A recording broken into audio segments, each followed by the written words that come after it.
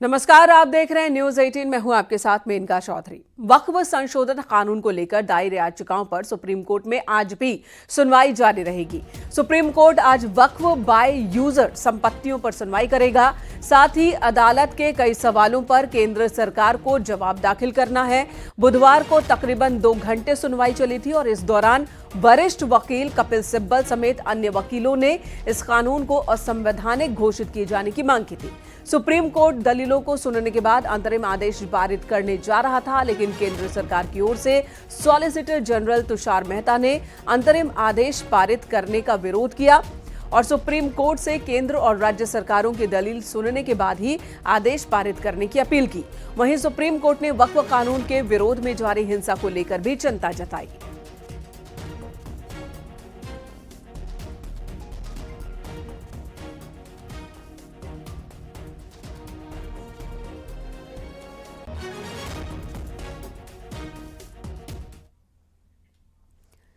इधर केंद्रीय मंत्री किरेन रिजिजू ने फिर एक बार वक्फ संशोधन कानून को गरीब मुसलमानों के हक में बताया और विरोधियों पर जमकर प्रहार किया।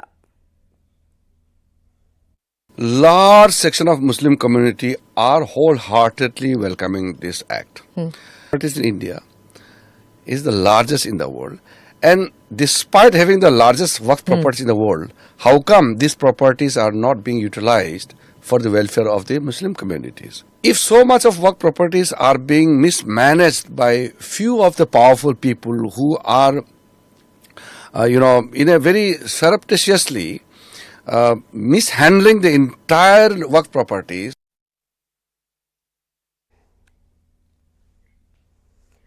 इधर केंद्रीय मंत्री जी किशन रेड्डी ने जहां वक्फ कानून को करप्शन के खिलाफ बताया, तो वहीं all India Muslim personal law board के सदस्य कल्वे जवाद ने इसे मुस्लिमों के खिलाफ एक बड़ा षड्यंत्र बताया। ये डेमोक्रेसी में कोई भी कोर्ट को जा सकते हैं।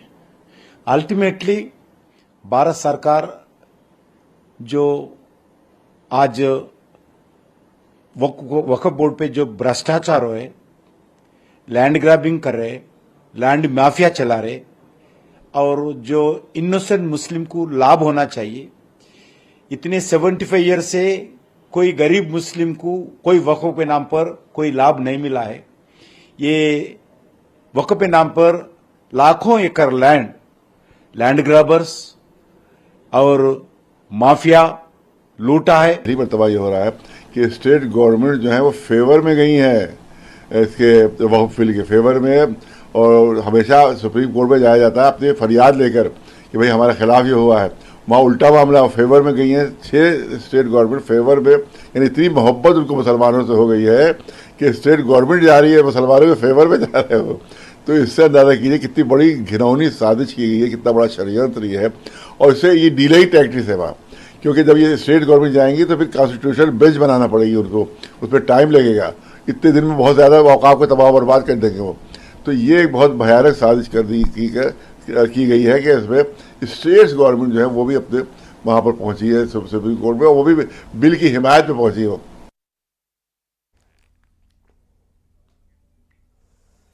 जमीयत उलेमाए हिंद के अध्यक्ष मौलाना अरशद मदनी ने जहां वक्फ को धार्मिक मामला बताया, तो वहीं हिंदू पक्षकार विष्णु गुप्ता ने वक्फ कानून का विरोध करने वालों पर हमला बोला। इससे मुल्क के बसने वाले मुसलमानों का फायदा है। झूठ बोलते हैं, झूठे हैं। इन औकाफ को बिल्कुल ख़त्म कर देने का, बल्कि इनको खाने के लिए एक रास्ता निकालने की ये चीज़ है। हमारे हज़ारों करोड़ के औकाफ को वो ख़त्म करना चाहते हैं। और मैं मानता हूँ कि ये अमेंडमेंट एकदम सही है, और हमने जो पटिशन फाइल किया है, हमने यही उसमें गुजारिश की है कि ये गैर संवैधानिक रूप से ये जो अमेंडमेंट की बात बोल रहे हैं, ये एकदम कानून संगत बिल पास हुआ है। वक्फ बोर्ड की गुंडागर्दी और तानाशाही के खिलाफ सरकार बिल लेके आई और बहुमत के साथ ये बिल पास हुआ है। मैं यह मानता हूँ कि कल हमारा भी सबमिशन मांगा है सुप्रीम कोर्ट में, हमारे भी वकील वहाँ पक्ष रखेंगे और मुझे उम्मीद है जितनी भी याचिका है ये सब खारिज होंगी।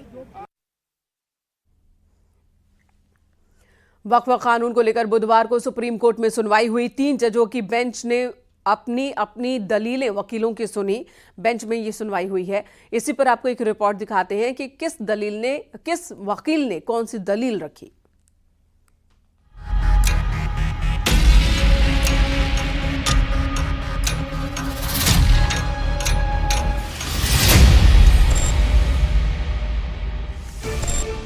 वक्फ कानून को लेकर 2 घंटे से ज्यादा सुप्रीम कोर्ट में सुनवाई हुई।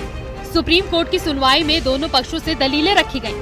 कपिल सिब्बल और सिंघवी ने कहा कि बोर्ड में सभी सदस्य मुसलमान होने चाहिए। हिंदू का बोर्ड में होना अधिकारों का हनन है। सिंघवी ने एससी से कुछ प्रावधानों पर रोक की मांग की। सुनवाई के दौरान जस्टिस विश्वनाथन ने कहा, हिंदू एक्ट कहता है कि चैरिटेबल ट्रस्ट की देखरेख हिंदू करेगा।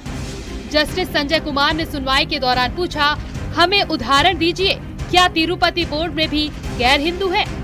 जस्टिस के सवालों पर तुषार मेहता ने कहा, मैं केवल एक वैधानिक कमेटी की बात कर रहा हूं, जो नजर रखेगी।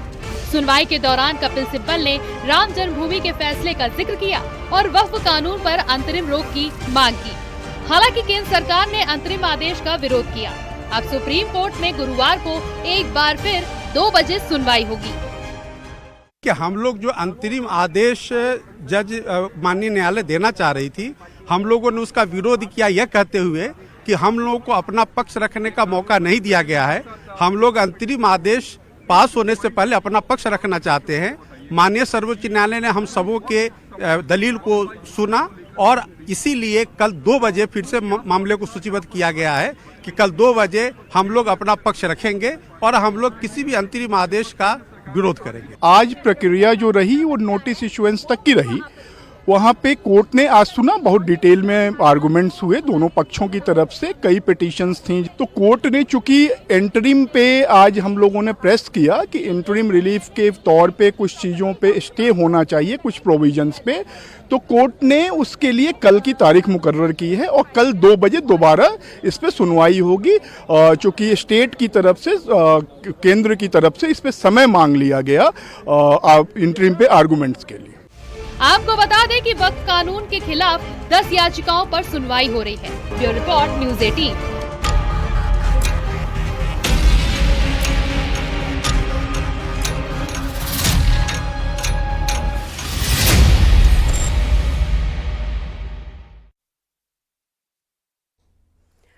वहीं बीजेपी सांसद जगदम्बिका पाल ने वक्फ कानून के खिलाफ दायर याचिकाओं को लेकर विपक्ष पर निशाना साधा, तो वहीं कांग्रेस सांसद इमरान मसूद ने बीजेपी पर संविधान से छेड़छाड़ का आरोप लगाया। तुम्हें जाने का अख्तियार है, लेकिन देख रहे हैं आखिर जब पिटीशन कोई है तो पिटीशन में भी होड़ लगी हुई है। कोई पॉलिटिकल पार्टी विपक्ष की नहीं है कि जिसने पिटीशन न दाखिल किया हो। यहाँ तक कि पर्सनल दाखिल किया है, मनोज झा ने किया है आरजेडी से, लालू की पार्टी से, इमरान मसूद ने किया है, ओवैसी ने किया है। इससे साफ है कि ये मुसलमानों के बीच में एक वोट बैंक की राजनीति करने के लिए तुष्टीकरण की राजनीति है। और ये कानून सरकार ने विधि सम्मत बनाया। संविधान की कई धाराओं के ऊपर ओवरलैपिंग की गई है और जब ये ओवरलैपिंग की गई है तो हम लोगों ने आकर के न्याय के मंदिर में खड़े हैं, न्याय के मंदिर में ही गुहार लगाई और कहाँ जाएंगे। तो अब क्या उम्मीद लगती है आपको सुप्रीम कोर्ट से? आपको क्या लगता है? देखिए, सुप्रीम कोर्ट से ही न्याय मिलेगा। सुप्रीम कोर्ट के अंदर खड़े हैं, सुप्रीम कोर्ट का निर्णय तो फाइनल निर्णय होता है ना, उसके बाद हमें क्या कहना है, सुप्रीम कोर्ट से निर्णय।